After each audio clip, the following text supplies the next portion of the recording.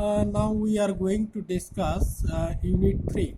In Unit 3, we have thermodynamics of solutions. In the thermodynamics of solution, we first have the chemical potential of real gases. Now we will chemical potential of gaseous system, that is your ideal gas and real gas. Before we going to discuss a chemical potential of a system, we have to first know about the open system. You know that the thermodynamics system can be three types. One is open, another is closed, and third one is your isolated system. That's classification depends on the transfer of mass and energy in between the system and the surrounding. So if you are talking about a open system, then the Gibbs free energy will be a function of temperature, pressure, as well as the composition of the system. Let's say I have k number of components in the system, then I have to consider the number of moles for k constituents starting from 1, 2, 3, 4 up to k. Now if I want to get the dg value, then I can write this del g del t, then del g del t into dt. That time my other functions, other variant, that means p and n1, n2, n3, so on up to nk will be constant. Similarly for p, that will be del g del p, and t will be constant then, and n1 to nk, all the composition are constant. Similarly, if I consider n1 differentiation with respect to n1, that is partial differentiation with respect to n1 term, then del g by del n1 dn1, then what will happen? Then my t will be constant, except n1 starting from n2 to nk, all are constant. Similarly, you can have any type of n, then you can go for n2 here, then this dn1 will be n2 in the next term. That time n1 except n2, all the n terms are constant, like this. Now this quantity are known as partial molar quantity, and this is, if I consider this is the partial Gibbs free energy of component 1, because I am partially differentiating with the number of moles of the first constituent or component 1. Okay, so n1 is the number of moles of component 1 present in the system. That is partial molar quantity, and it can be written as a bar sign or ith component.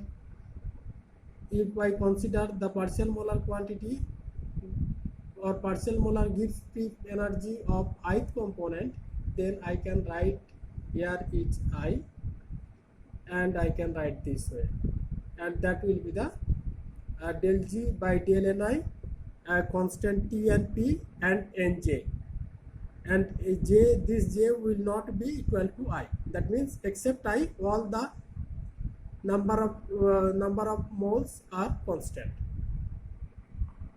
Now what is chemical potential?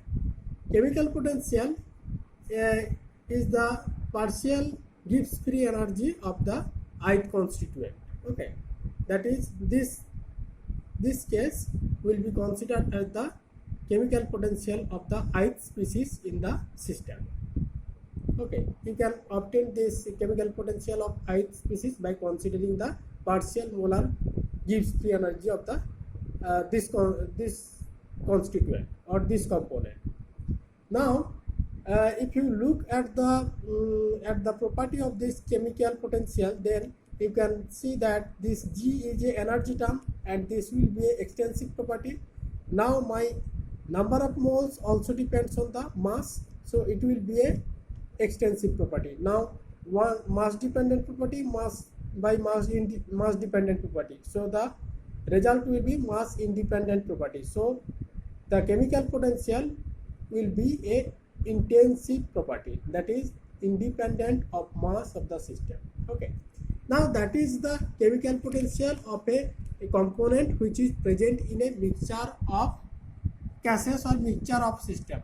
If we consider one component system, then we need not to consider this type of partial differentiation, because I have only one constituent. So I can write that chemical potential is equal to G by N. G is the Gibbs free energy of the system and N is the number of moles present in the system.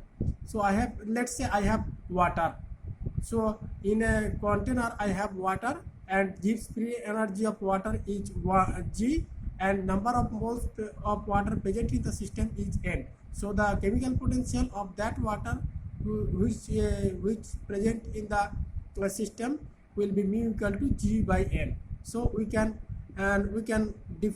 define that the Gibbs free energy per mole is the chemical potential of a pure substance. Okay, now if I want to know the chemical potential of a ideal gas, so in order to know the chemical potential of ideal gas, I have to first know the what will be the Gibbs free energy for a gaseous system. Okay, now from the second law of thermodynamics, you can have a relationship of G, H and Ts. So what will be the relationship? That relationship will be G equal to H minus Ts.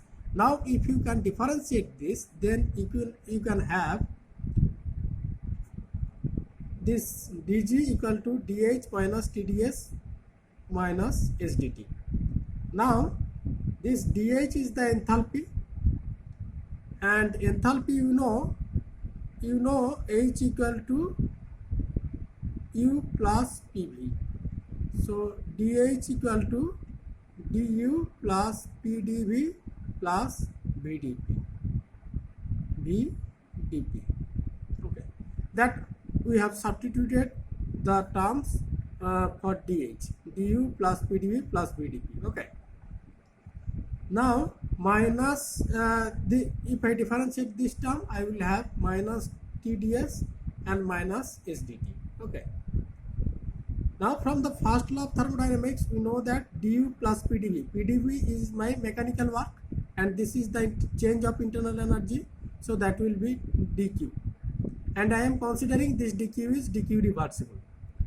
Now I have dq for these two terms. Okay, dq plus VdP up to this. Now if you look on the ds entropy and heat relationship, then we can find that ds equal to dq reversible by T. It is only applicable for the reversible process. So ds for the irreversible heat or irreversible process will be different, mind it. So here I am considering the heat is dq is reversible, and again here I can write that Tds equal to dq. So this Tds quantity become dq, but it is a minus quantity, minus SdT. So this dq will cancel out, and the final result will be VdP plus minus SdT. Now if I make a situation where if I want to know the del G by del P at constant temperature, then this constant temperature will give me this dt equal to 0. So this second part will vanish. So my first part, what will be the result? dg by dp will be V at constant temperature. Again, if I consider a constant pressure case, then what will happen? This dp term will be 0. That's for that this first term becomes 0. Now this first term has become 0, my dg becomes dg at constant pressure become minus SdT. So del G by del T at constant pressure becomes minus S. These are the relationship.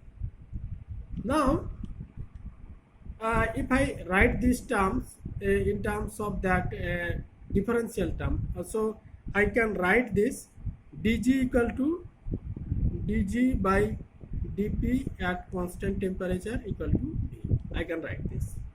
Okay, in terms of total definite differential. Then what will happen at constant temperature? dg will be vdp. Okay, at constant temperature. Again, for an ideal gas, v will be, because here I have v and the differential term is p, so I have to find the relationship of v and p.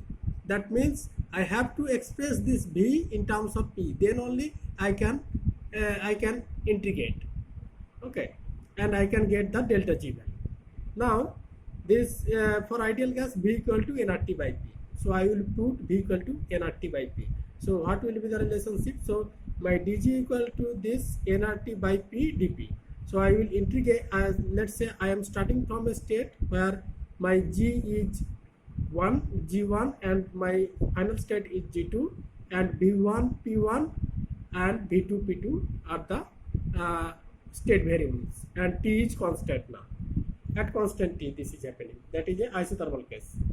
So delta G equal to g2 minus g1 equal to nRT ln p2 by p1, because if this nRT is constant, now t is constant, so n is constant, r is constant. I can bring this constant quantity outside integral. So the integration I have to do 1 by p dp. See, 1 by p dp will be ln p. So if I integrate dx by x, that will be ln p. So if I put the limit, then it will be nRT ln p2 by p1. That case, that this is for pressure. Again, if I want to find a relationship between delta G and V, then I know that this pressure is changing. The pressure change is inversely proportional to the volume change. Okay, so the volume change will be reversed. So volume, in terms of volume, nRT ln V1 by V2. Okay. So this is we have the relationship between delta G and the P of the pressure of the gas, which present in two different states. That means it is G is now related to pressure. So if I consider a standard Gibbs free energy of the ideal gas or any gas G0 at a given temperature, and I am considering the pressure, standard pressure is 1 bar. So my relationship, whenever I am expressing the G0 means it's already told that temperature is constant and pressure is constant. Okay, so the so it is T is constant for that. We have already discussed that T is constant for the case from where we have got the differential relationship, then we are integrating. Now G0, already the definition of standard free energy tells that the Gibbs free energy at pressure 1 bar at a given temperature. So temperature may be changed, but pressure always constant.